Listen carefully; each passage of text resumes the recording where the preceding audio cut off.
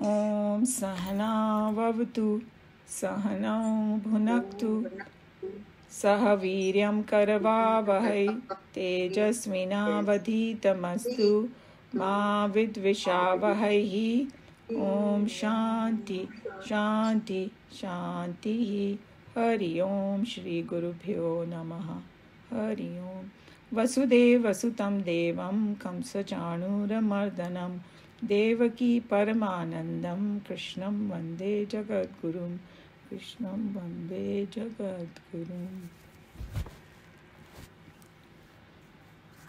We are on chapter 7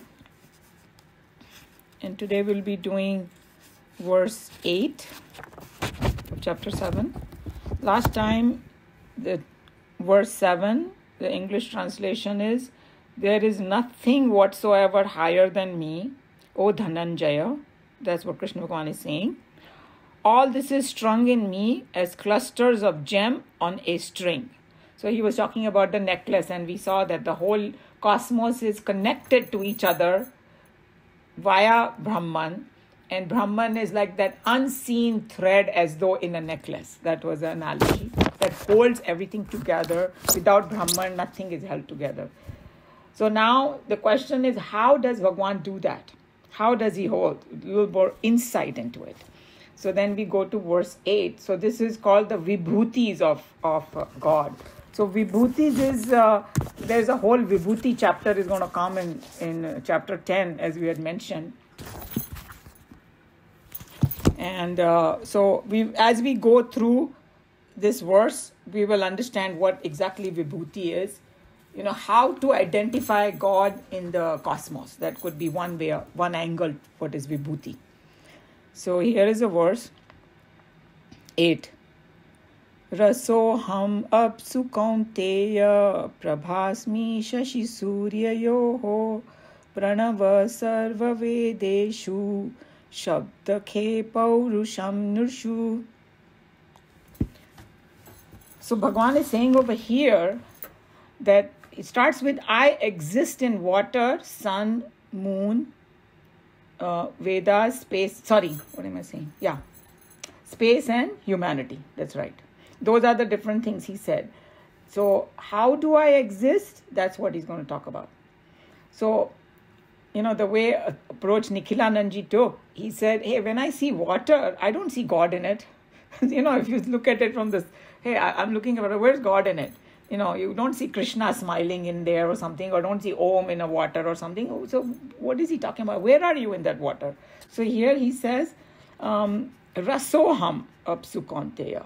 I'm the sapidity in it. And we'll see what it means. Because if you take a microscope and analyze the water, you will see hydrogen and oxygen. That way you won't see God. So it's a subtle way of seeing it.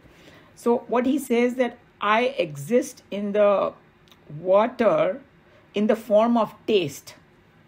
Sapidity means taste or flavor. Because, or jaise ki liquidity also. There are several things that are in it, you know, sapidity. So basically, to just give you a clue that will help us to understand this Vibhuti, everything has an essence in it. And we have talked about it, called dharma of a thing. And so harek ka jo essence hota hai na, that is God.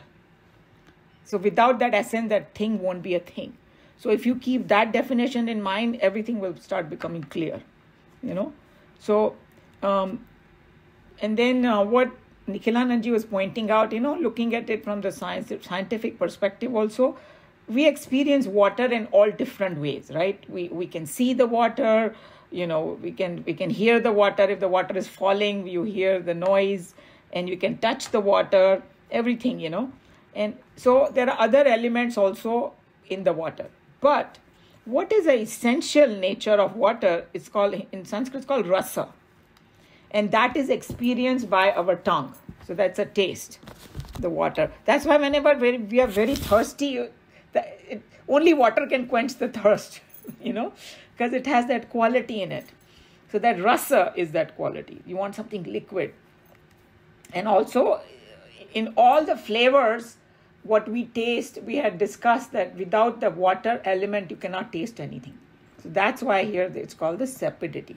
It's very essential nature, dharma of water. So the way we have to look at it is, without the ras, water is no water. That's how essential it is, the rasa thing in it. So that's what he's saying, that Bhagavan says that I exist in the water as its dharma, as its essential nature. And that's exactly what the vibhuti is. So this is what the first couple of letters are. Raso ham apsu. Apsu means sapidity. Did I do the Sanskrit words? I didn't, right? Yeah, I didn't do it. I forgot. Sorry. So rasa is sapidity. Aham is I. Apsu is water. Kaunteya, Arjuna's name. Because son of Kunti, that's what it means. Prabha means light. And some people have that name. Asmi, I am. Shashi and Surya, the moon and the sun. Pranava is the syllable Om. So Om ka dusra naam Pranav hai. In the Vedas they call it Pranav also. Sarva Vedeshu, in all the Vedas. Shabda is sound. Khe is ether, or I think isko kham bolte hain shayad. In Sanskrit means Akash. Paurusham is virility or humanness, you can call it. Both ways, fine. Nurshu in men. And when you say men here, actually they are referring to human beings. But we'll see as we go along. Okay, so I already did the Rasoham Apsu, that I am the sapidity in the water, and we kind of opened it up, everything. And so next what he says, one more thing that Nikhilananji was saying, that, he's saying next time when you drink water, then remember that I'm getting that, good taste or whatever of water, the sensation that we get when we drink water, when we are really thirsty. That is God. How to recognize God. So if you want to remember, like Krishna Bhagavan said that you should have this, kind of Brahman is there all the time. How do you do that? Whatever you do, you should be able to see God. So this is one clue he's giving about water, one of the elements. So next thing Bhagavan reveals in this verse is his another nature. It's called Prabhasmi Shashi Surya Yoho. The Prabha, or the brilliance, that is, or the glow, the light, all these things together is Prabha. That is in the sun and moon, that is me. So every time we see a sun, we can't see the sun during the day. It's too bright, but at sunrise and sunset, little bit you can see. And that's why in India they do, puja in the morning. Sunrise is a very, very auspicious thing, because you see that glow, and that is God. So he was just reminding Nikhilananji that the moon is soft and soothing, but that soft and soothing light also belongs to God only. There are two different kinds of lights. This one is indirect light, so it becomes soft. So this is how you experience God by your eyes. The first one was, how do you experience God? Through taste. This is eyes. So it's saying that morning sun, you can see God in that form, because light is a very essence of that sun. It's a dharma of that sun. We say no heat and light, so Bhagavan come as a dharma of it. So he's saying that he was just reminding one thing. Some of those people, they will only look at it from the science perspective. He's saying that don't do that. Just look at it from the divinity aspect also. That how Bhagavan expresses and giving us experience through our eyes, and this is a wonderful thing, And so, but he's saying that sunlight and all is so common every day, people take it for granted. But when you start watching sunrise and sunsets, you realize the beauty and, your divinity in it. You just can't avoid thinking that it's divine. And no matter how many times you see, it always looks fresh and new. All your life, because that is another characteristic of God's glory, the vibhuti. It's always brilliant, beautiful. So, and he was just reminding that, this experience, unfortunately, the blind people cannot experience God in this form, but whoever has the eyes, they experience this God in this form through the light of sun and moon. And actually the other lights also are derived from them only. We know that all the energy of the other light, it is derived through the sun. Whether it's in our battery or electricity or whatever you call it, all the energy is coming from there. So that's the source. That's another very important thing. And I was just thinking that no matter how much artificial light we create in the world, nothing can beat when the sun comes out. In one shot, it illumines everything. Superb, So that's another thing, divinity there. You can come up with your own angles because, it's there. And the next thing he says is very interesting. He says that I am the pranav in the Vedas. So Vedas, we already know that there are 4 different Vedas, Rig Veda, Yajurveda, Samveda, Atharvaveda. And this is called Book of Knowledge in our Eastern world. We call it Book of Knowledge.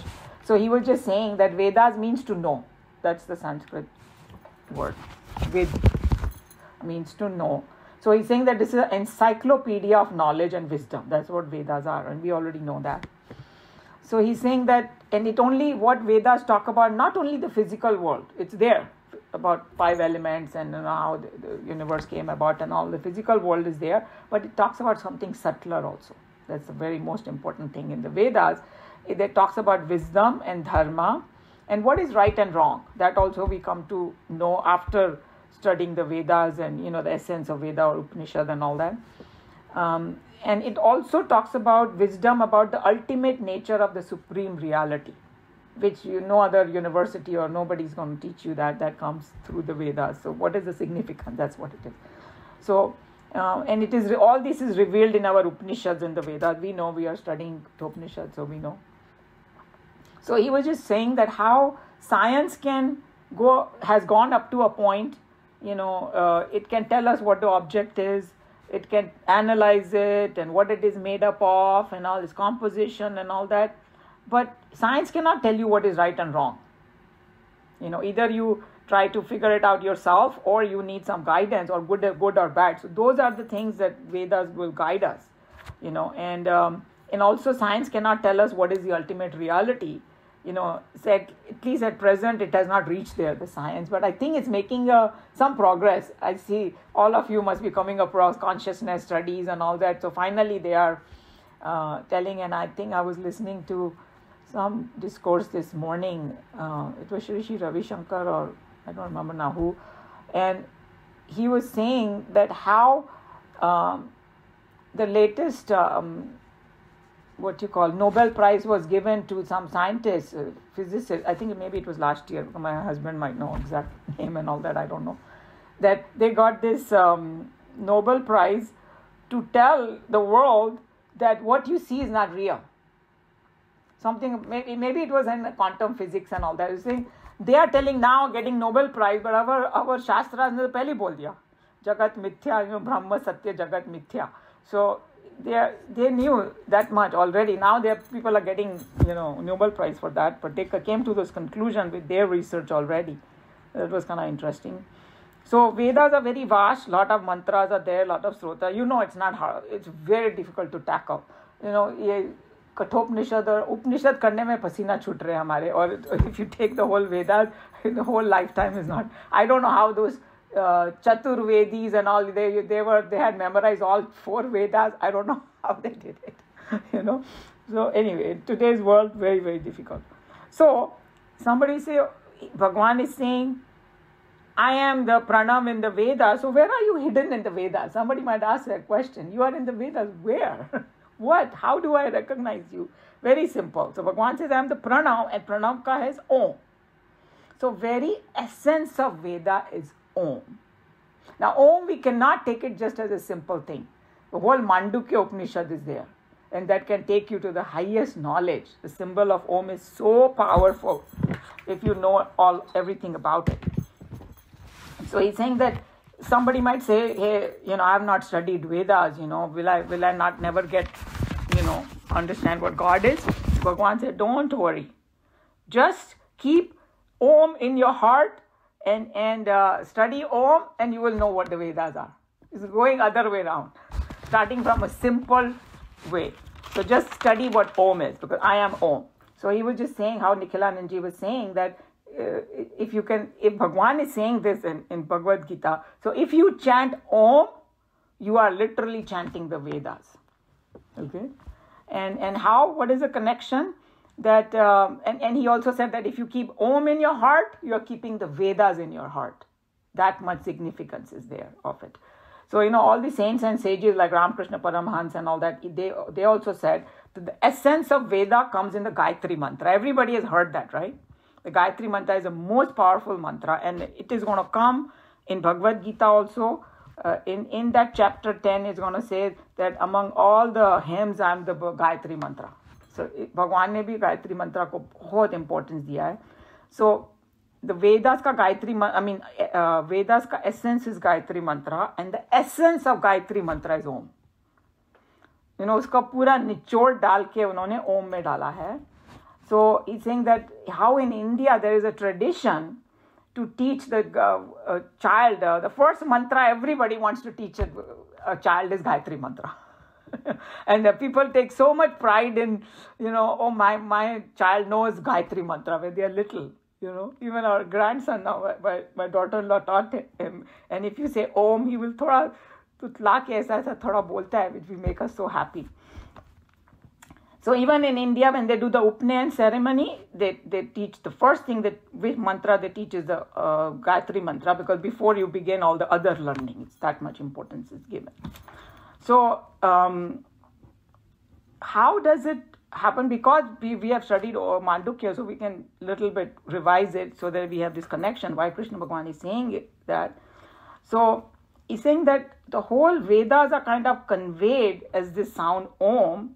So in order to understand this Om, you should study Mandukya, he said, Nikhilanandji. So we did study Mandukya. A lot of you were there.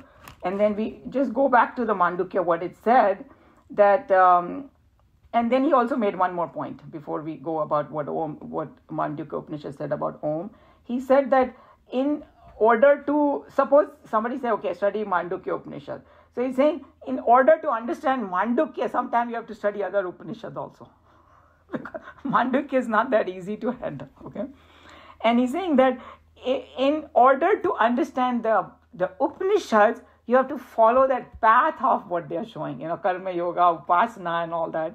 Because it's not like you can just pick up the Upanishad and it will all start sinking in. Until you do that Karma Yoga practice and Upasana and it's not going to sink in. So all this is tied up.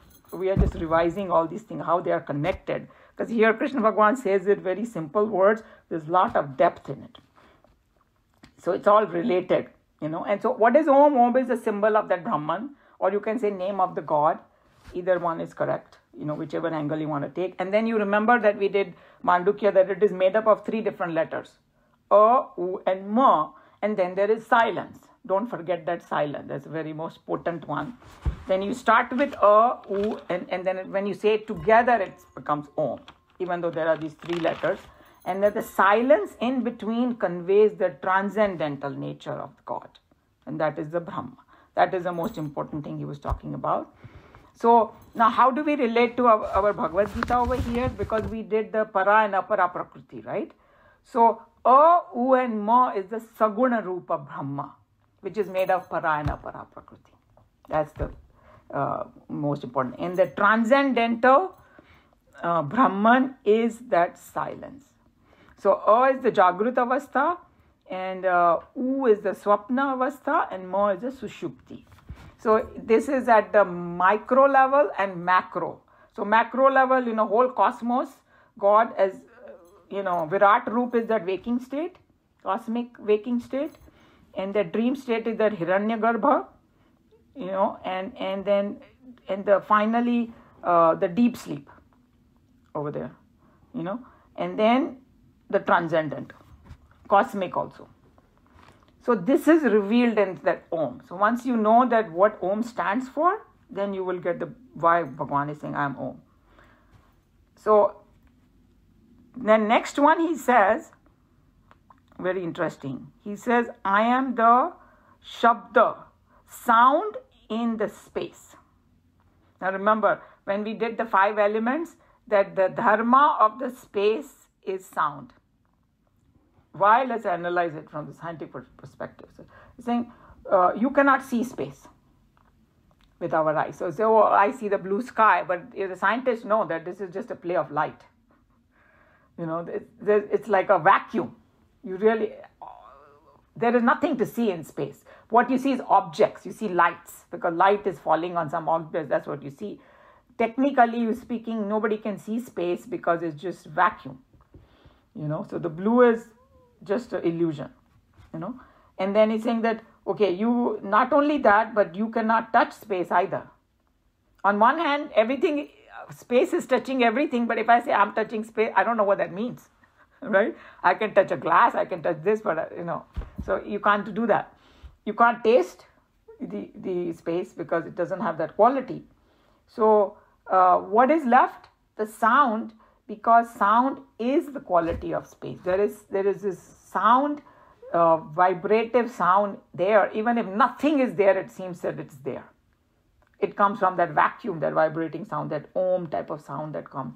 So that's what is the essence of space. So even though it sounds like, oh, Bhagwan said it, no, there's a lot of science behind it too.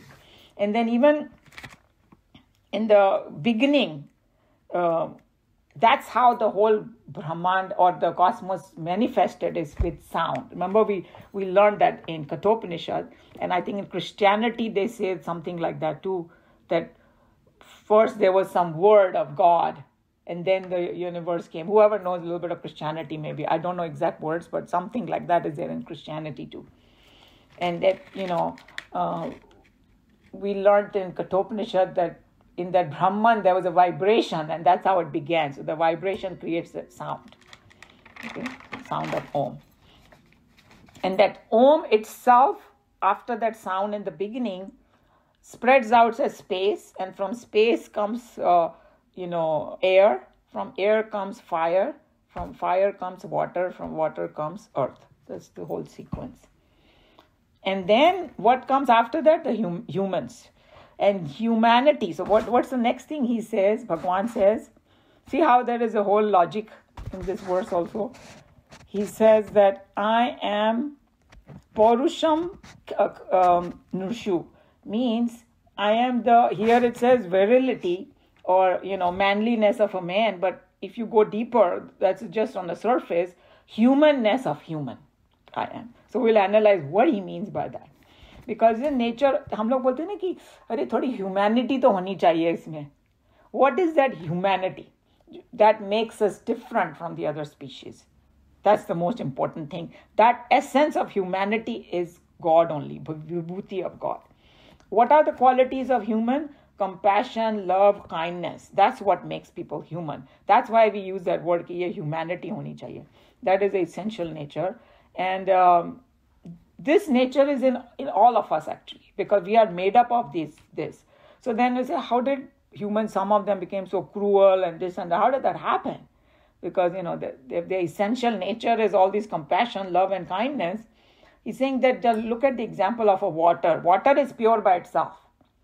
As nature gave it, it's pure. But then dirt comes in it. जब वो बहने लगता है, in a form of a nadi or something, it becomes impure, or we may add impurity. Humans add so much impurity to water. So it's saying the badness in us is just impurity only.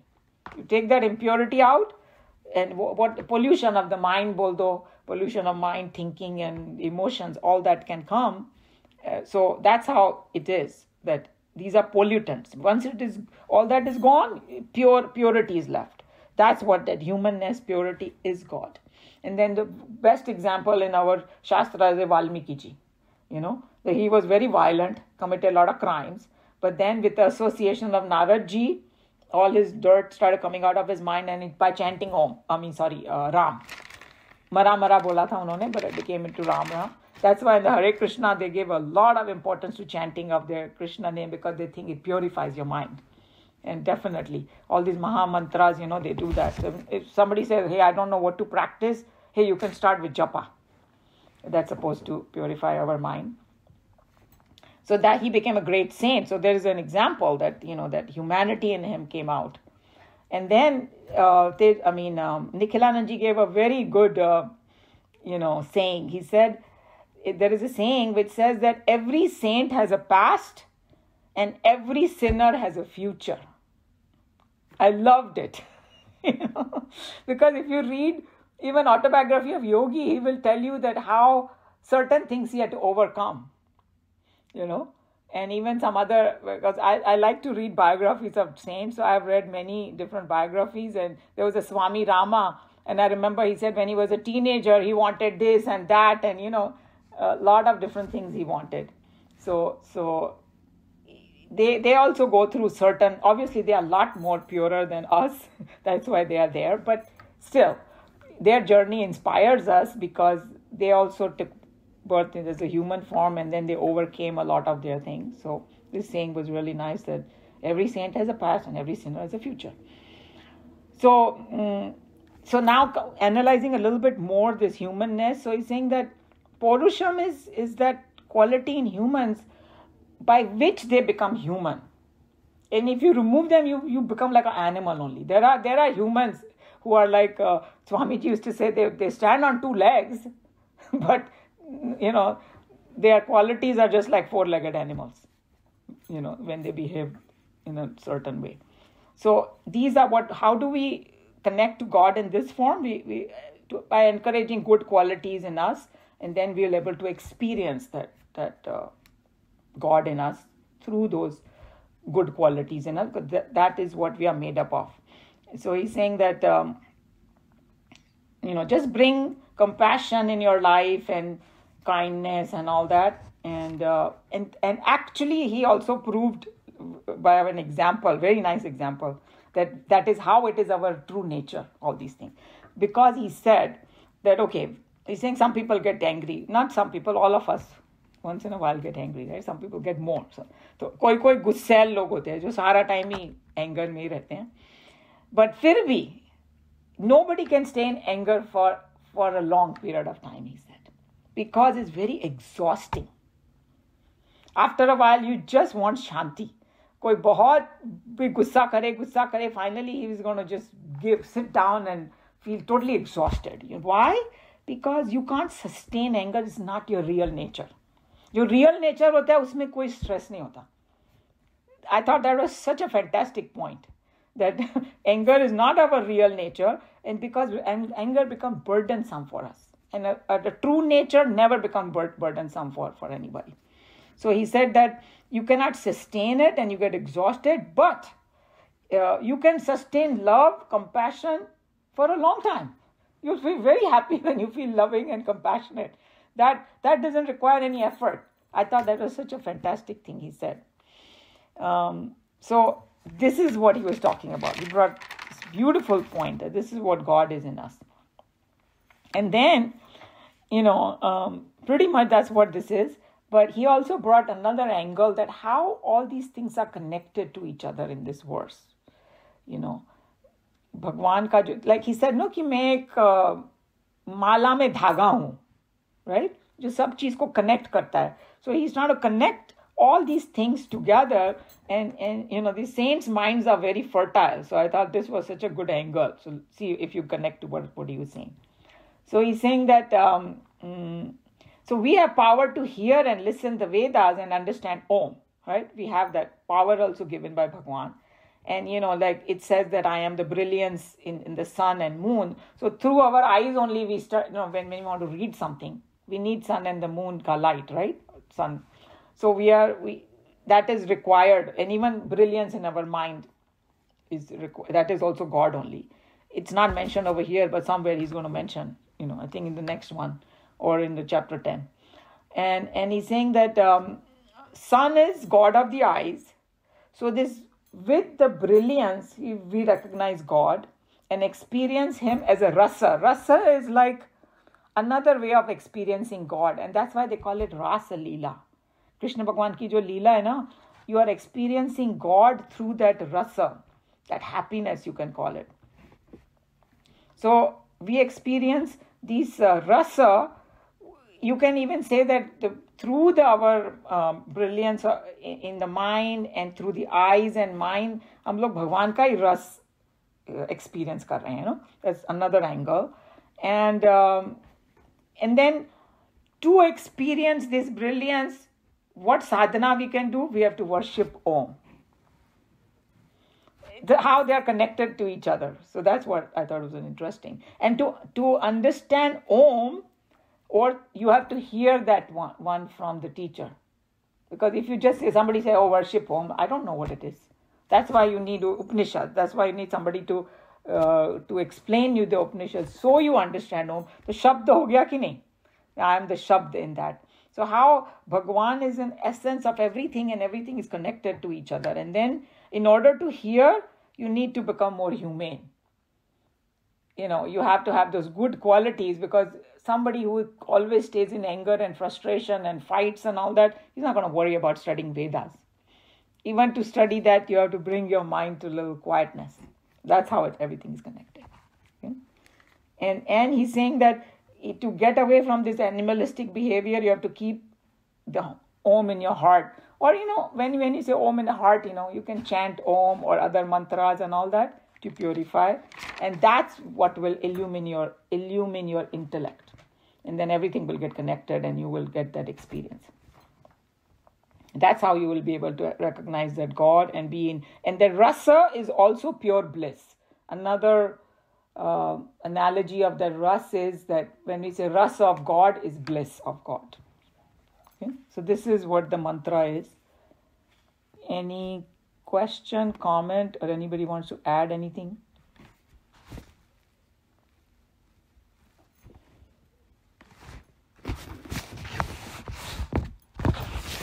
Umaji, it may not be quite right, but God is everything. Right. When we say anger is not the real nature, but we are supposed to see even that in God, because God is everything. Explain to me. Okay, so that's very interesting thing you said. It's like God is everything, true, but when we superimpose something on God, that's when all the negative things come. It's like snake and the rope.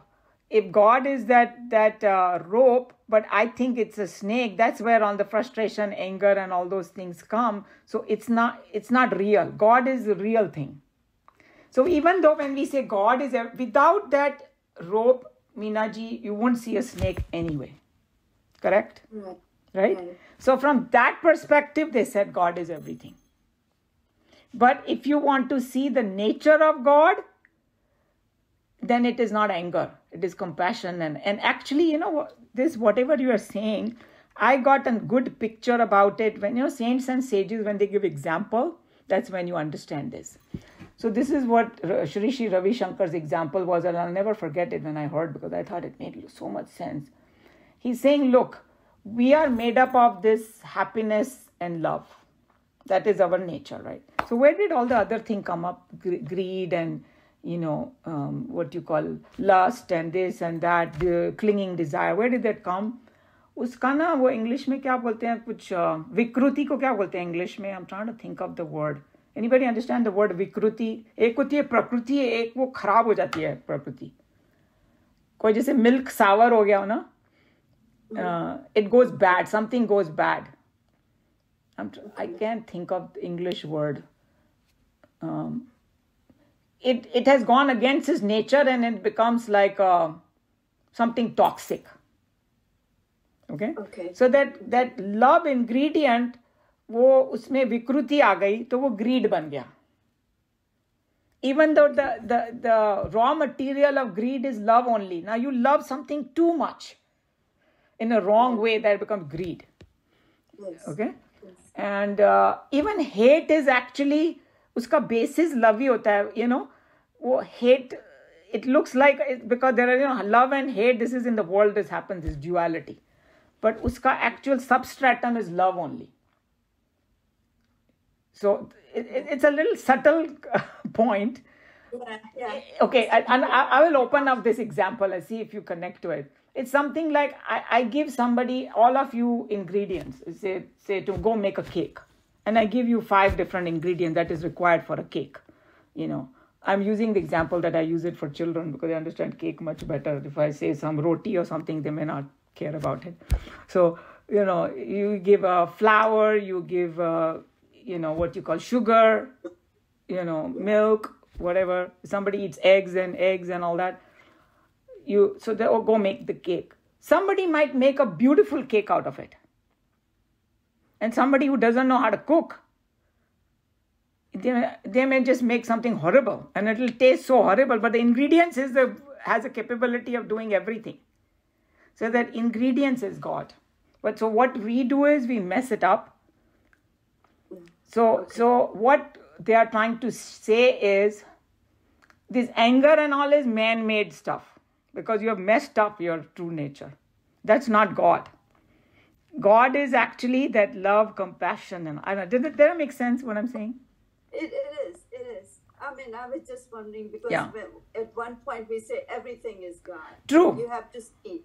And then we say it's love and compassion and all that good, all the good part of it. So because that is our true nature. That is our true nature. And we don't think about it that way. We think that we have to bring the compassion and love from somewhere outside. And what the saints and sages say, no. You are love and compassion. All you have to do is remove the dirt. You don't need to go and take compassion and fill it in your head. No. You are already there. You are there. Yes. Yeah. So in Vedanta, this contradiction is very common because it's a subtle subject. So through that contradiction, you reach what they are trying to tell you. Right? So that's what we are trying to do here. Yeah. Thank you. Yeah. Any other comment, discussion? Umaji, isn't it true that anger comes from desires? 100%. In fact, we did that. That's how you're remembering it. That's exactly what Krishna Bhagwan, there is a whole verses in there, chapter 2, chapter 3. Desire ka dusra naam hi hai anger. It's the same energy. When you have clinging desire, ordinary desires don't create anger. Anger is like if I want something and it's not a very strong desire, so nahi bhi mila, who cares, right? Nahi mila. If I have a very strong desire and if some obstruction come on the way, so same energy that is going towards that desire moves to the anger. So absolutely, the anger ka source is a desire, and desire ka source is avidya, means ignorance. I think that the world can. Opposite of Brahman. Right. So from that perspective, you're absolutely right that anger is because of desire. Yes. They're all connected. And then there was a very famous verse in chapter 2, it's called Ladder of Fall, where you have a wrong thought in your head, then you keep thinking and it becomes attachment. Attachment creates clinging desire, and then it creates anger. Anger creates delusion because there's a flood of emotions that come in your head when you're angry, and it kind of covers the wisdom. You might be a very wise person, but that time you act like a complete idiot. Because that's why we regret what we say when we are angry. Always we regret because you lose that, you become deluded. Means your memory bank is not available to you. It's called loss of memory. Loss of memory happens, and in that loss of memory, that memory bank is not available to you, so you forget everything from the past of what that person has done good for you, and you lash out because your vivek is gone, your discriminative power is gone, and then you become like an animal, temporarily, hopefully.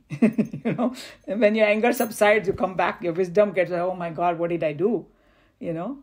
All that science is there in Bhagavad Gita, So I'm glad you brought that up. People who didn't study chapter 2 and 3 with us, you got some idea that, what is the connection.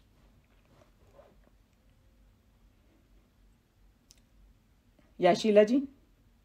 I have a question, Maji. Like you were explaining that when you're explaining Om, that there is a silence in between.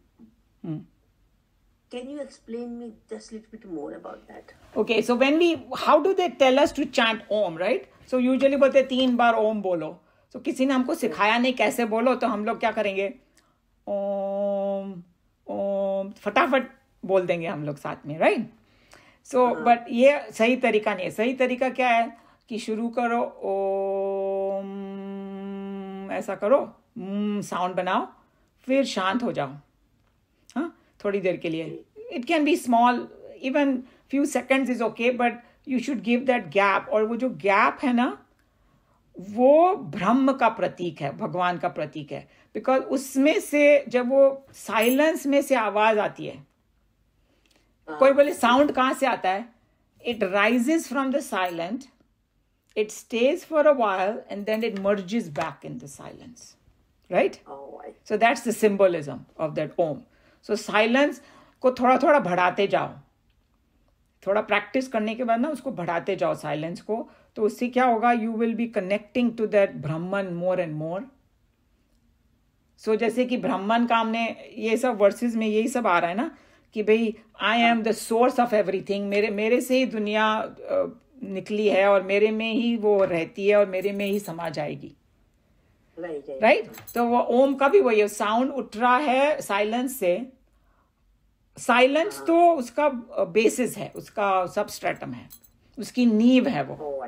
हाँ, silence ही उसकी नींव है. Silence से निकलता है, silence में रहता है, साइलेंस में मर्ज हो जाता है वापस. So that's the symbolism of Om. तो ये मांडुक्य वगैरह में get opened up in Mandukya when we do that. Yeah, thank you.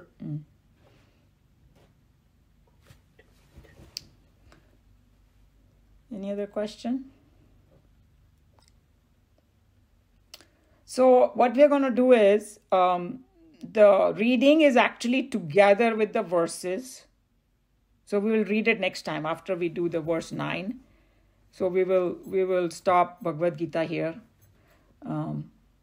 I just like, these are, on one hand, they are very simple looking verses, but there's a lot in it, right? So we can soak into it a little bit, and we'll do that also has a vibhuti only. And so this is the way Bhagwan has taught us that what is the mechanism by which I'm holding this world together. I'm the dharma of each thing. So कोई भी चीज का तुम धर्म ले लो, वही भगवान है. Very beautiful way to remember God and see God. Omaji, I was just thinking what Shiraji said, and I said, could you not say also that with that sound, how the sound starts with ends with ma, and that everything, and that silence comes after the whole thing. Yep.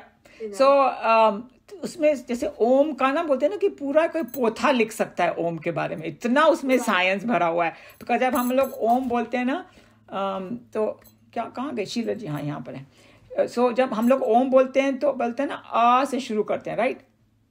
अ, उ और म है ना उसमें. तो अ बोला तो मतलब मुंह खोला. तो जब जैसे कि कोई नींद से जाग गया हो, पूरी दुनिया देखता है ना, तो वो आ मतलब that sound represents the waking world. फिर जब थोड़ी नींद आने लगती है तो वो थोड़ा कम हो जाता है, ऊ करते हैं. और जब डीप स्लीप में you go in deep sleep. तो उस साउंड में भी ये है तीनों, okay? Waking state, dream and sleep. Okay, जब and then silence is of course the transcendental nature. So अ, उ एंड म. एंड उसमें ना मांडुक्य में बताया है कि कई लोग अ की उपासना करते हैं, कई लोग ऊ की करते हैं, कई लोग म की करते हैं. अ की करते हैं तो उनको दुनिया में बहुत नेम फेम ये सब मिलता है, and then when subtle world की करते हैं तो फिर उनको वो सटल वर्ल्ड के पावर्स मिलते हैं, थिंग्स लाइक दैट. सो अगर दुनिया में भी कुछ तुमको अचीव करना है, उसके लिए भी ओम उपासना है. So it is both sides of God. If you want transcendental also, it's there in Om. And if you want worldly achievements are also there in Om. Because see, when your mind becomes quiet and all, you become more productive in the world. Right? So the worldly things can be achieved by it. It is so powerful, the Om sadhana. That's what they say.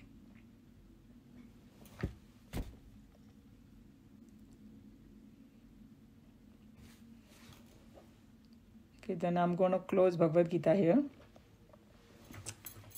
सर्वधर्मान् परित्यज्य मामेकं शरणं व्रज अहं त्वा सर्वपापेभ्यः मोक्षयिष्यामि मा शुचः हरि ओम श्री गुरुभ्यो नमः हरि ओम.